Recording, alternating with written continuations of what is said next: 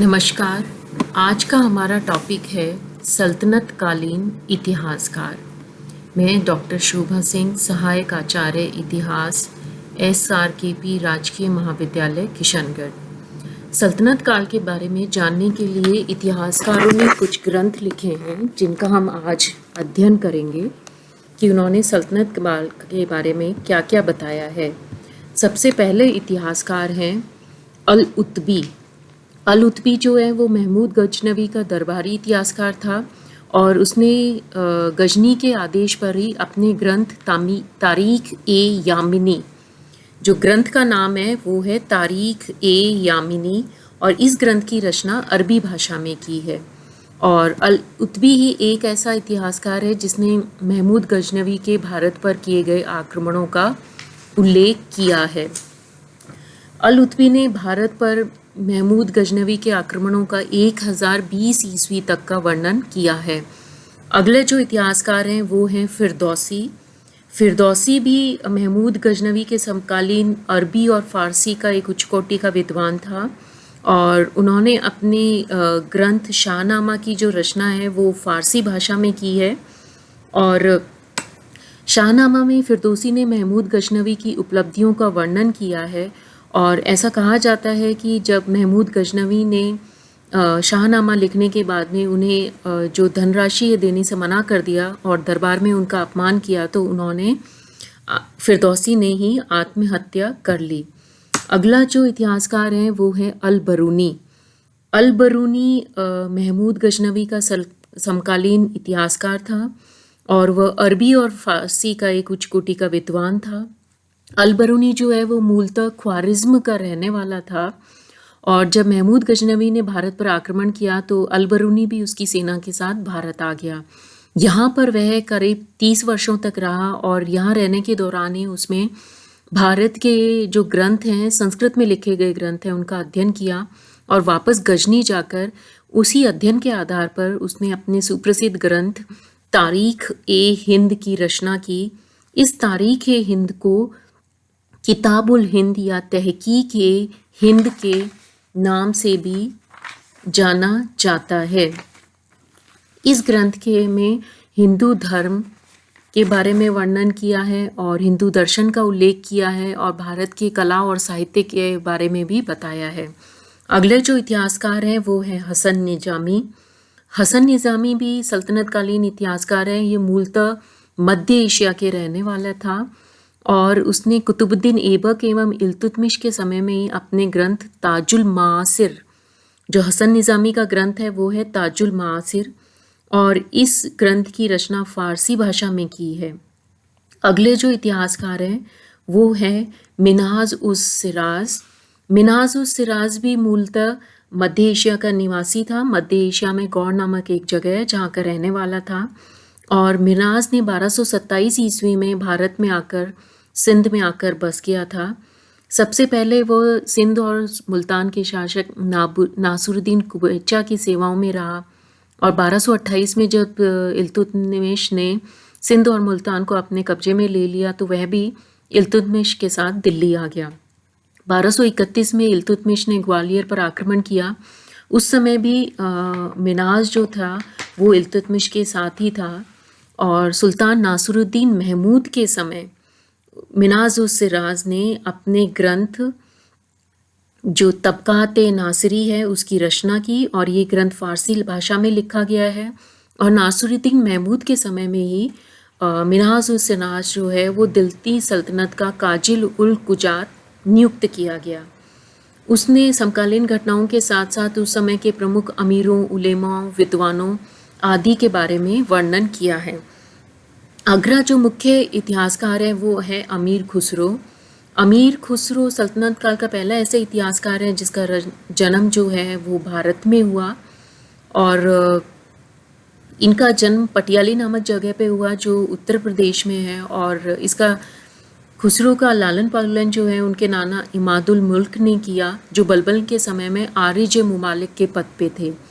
यह मूलतः फ़ारसी भाषा का कवि था और ये मध्यकालीन भारत का फ़ारसी का महानतम कवि माना जाता है। बलबन के समय में जब मंगोल आक्रमण हुए तो मंगोल उनको कैद करके ले गए और 1 महीने तक वह उन्हीं की कैद में रहा और इस दौरान उन्होंने मंगोलों के खान पान, रहन सहन और उनकी आदतों के बारे में जानने का अवसर मिला और उसी के अपने एक्सपीरियंस के आधार पे ही उन्होंने अपने ग्रंथ खजाइनुल फुतह की रचना की है।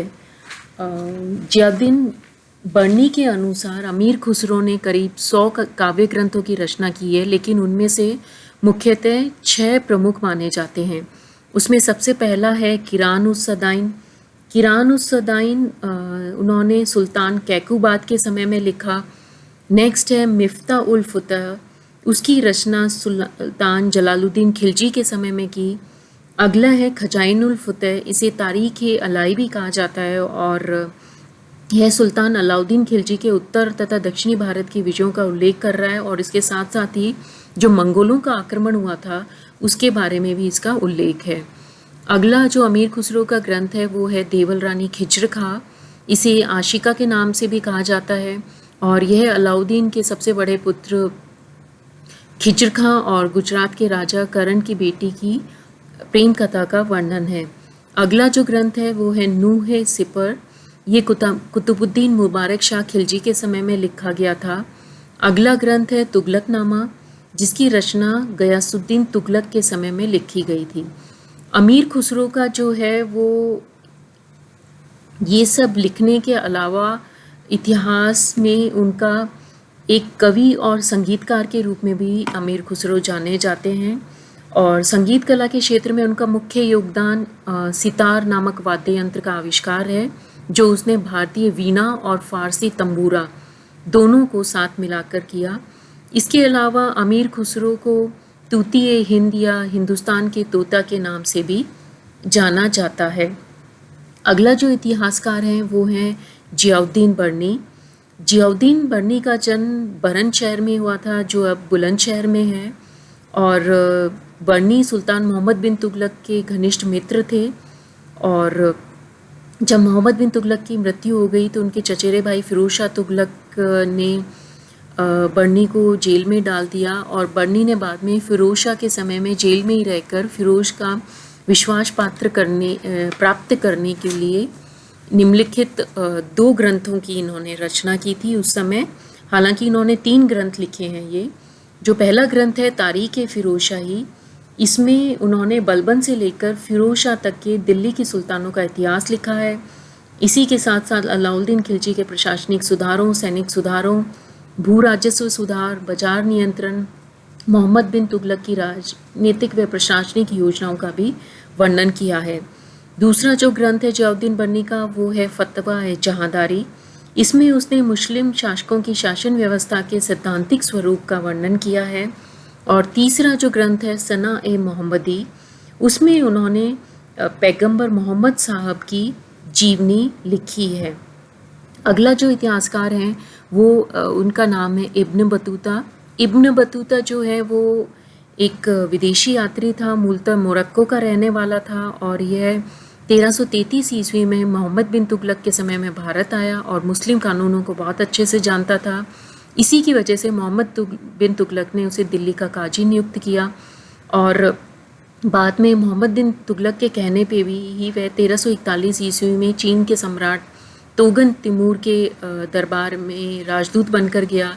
लेकिन ऐसा कहा जाता है कि रास्ते में उसकी नाव खराब हो गई और चीन में न जाकर वह वापस मोरक्को में चला गया और मोरक्को में जाके ही उसने जो भारतवर्ष में देखा और उसका जो भी इतना एक्सपीरियंस था उसी के आधार पर उसने इब्न बतूता का रहला अरबी भाषा में लिखा और इस रहला को किताबुल रहला के नाम से भी जाना जाता है।